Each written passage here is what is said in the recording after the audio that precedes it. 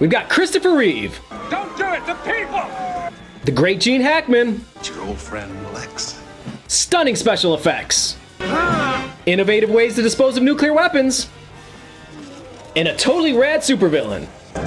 Destroy Superman. It's Superman 4, The Quest for Peace. But is it watchable?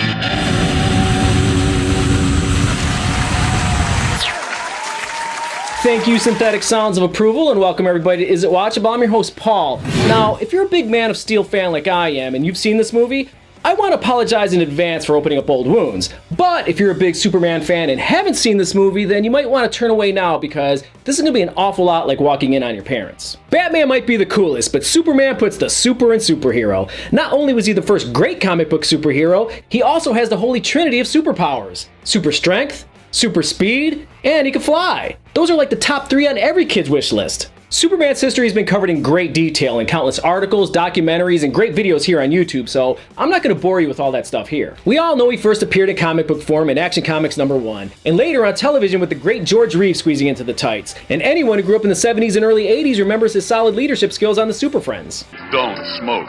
It doesn't make you grown up. It makes you a loser. But then, something magical happened, and if it sounds like I'm about to go off on some next level fanboy fawning, I am. Superman the movie hit the big screen in 1978, and audiences were hooked right from the opening credits.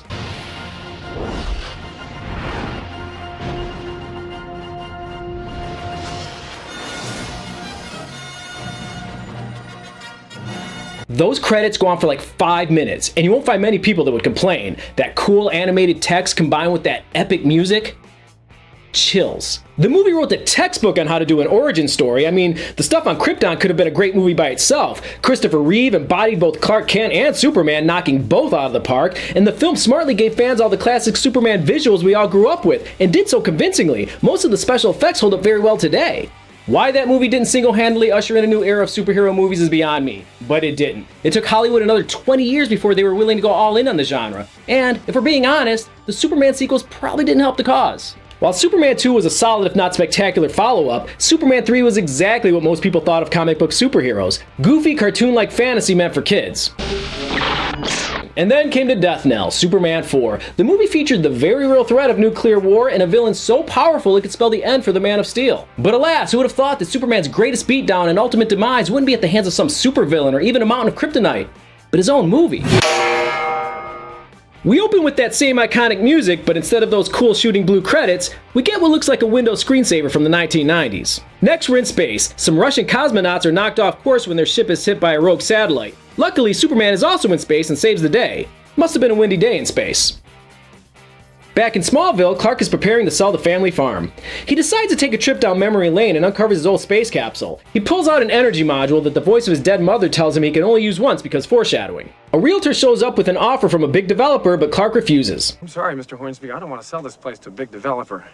Anybody who buys it has to want a real farm. Then they play some baseball. Meanwhile, Lex Luthor is busting rocks in prison when his nephew Lenny rolls up in a ridiculous-looking car and orchestrates an even more ridiculous prison break. Next, Lois and Clark are on their way to work when Clark misses the subway. But it's all good because the subway pilot, driver, whatever he's called, passes out and Superman has to again save the day.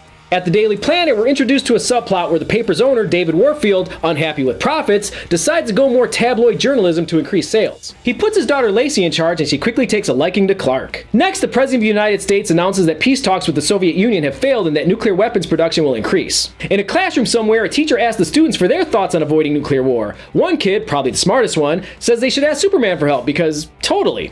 Now we're at a museum where a group marvels at a strand of Superman's hair holding up a big steel ball. Luthor and Lenny need the DNA from that hair for their evil scheme, so they break the glass and steal it. Easy. At the Daily Planet, Lacey's acting all sexy, almost giving Clark a knee job because it's not sexual harassment if it's funny. Lois interrupts their patella play with a letter for Superman. It was sent by the schoolboy from earlier. Seeing an angle, the Daily Planet holds a press conference for the kid. And tell the American public what you told me. I just said I wish Superman would have said yes. Now Superman looks like an ass, so he goes to the Fortress of Solitude for advice, but they just tell him he should move out of town. The Earth is too primitive. You can flee to new worlds. So Clark decides to see what Lois thinks, but first he wants her to soil her underpants. So now she knows he's Superman, and they fly from New York to San Francisco and then back to New York. I know it sounds dumb to question logic in a movie about a guy who could fly and stop bullets with his eyeballs, but how long were they gone? Obviously, Superman would have no problems handling a couple-hour flight across the country completely exposed, but Lois Lane? No way she'd survive those supersonic speeds. It would be like strapping her to the outside of a fighter jet. Once they're back at Clark's apartment, he seeks her advice on the whole nuclear weapons thing and then gives her a memory-erasing kiss. So now Superman takes a letter-writing kid to the UN and gives a speech saying that he will rid the world of all nuclear weapons. So having complete trust in this guy, all the nations launch their nuclear missiles so that Superman can intercept them in space. He then puts them all in a giant net. A giant net. And then hurls them at the sun. Meanwhile, Lex Luthor meets up with some now unemployed nuclear arms dealers. They agree to let Luthor launch Superman's DNA into space using one of their nukes. Like the other missiles, Superman catches it and throws it into the sun. The resulting blast causes the DNA to mutate into a powerful mullet-top supervillain, Nuclear Man. Back at Lex's place, Nuclear Man shows up to meet his creator. He and Luthor have a spat over who's boss, and Nuclear Man demonstrates some funny powers on Lenny. What's that? Oh no. I'm an experiment. I'm freaker. I was just kidding about that freaking line, yeah? Outside of springing Lex Luthor from prison, John Cryer's only in this movie to make us laugh. And sadly, that's about as good as it gets. Luthor discovers that Nuclear Man's powers disappear once he's out of the sun, like Solar Man. Lenny, my loudmouth nephew, gets his energy from the sun. Lacey sets up a double date with her and Clark and Lois and Superman, so Clark finds himself having to please two women at the same time, and not in a good way.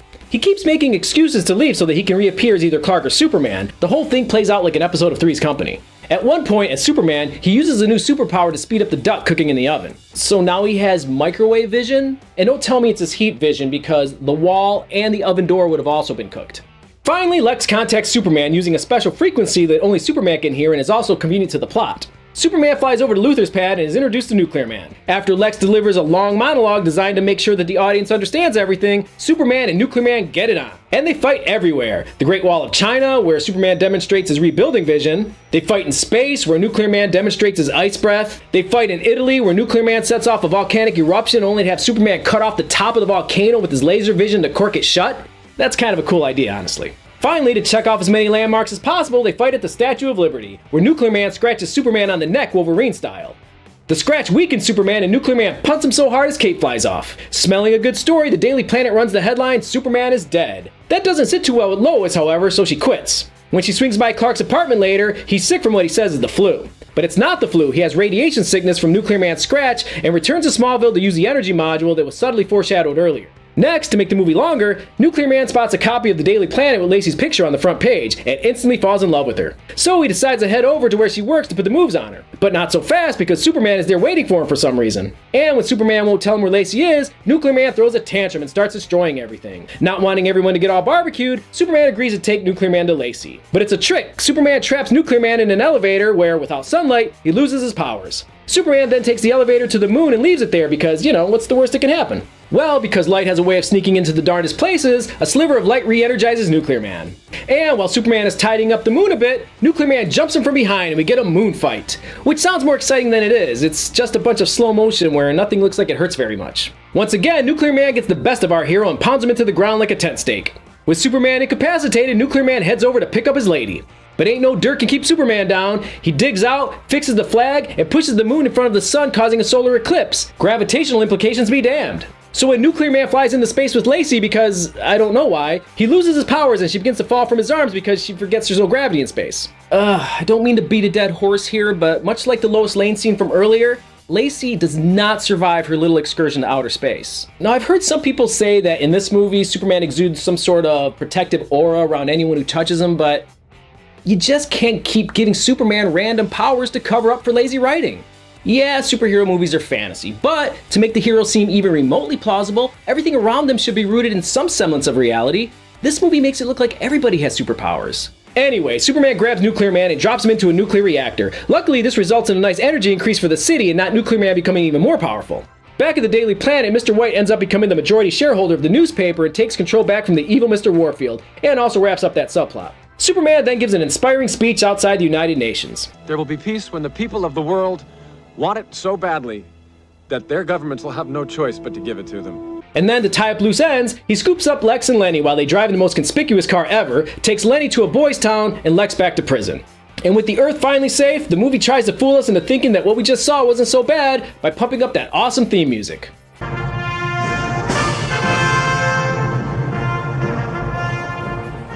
And you wonder why a lot of older people hate superhero movies.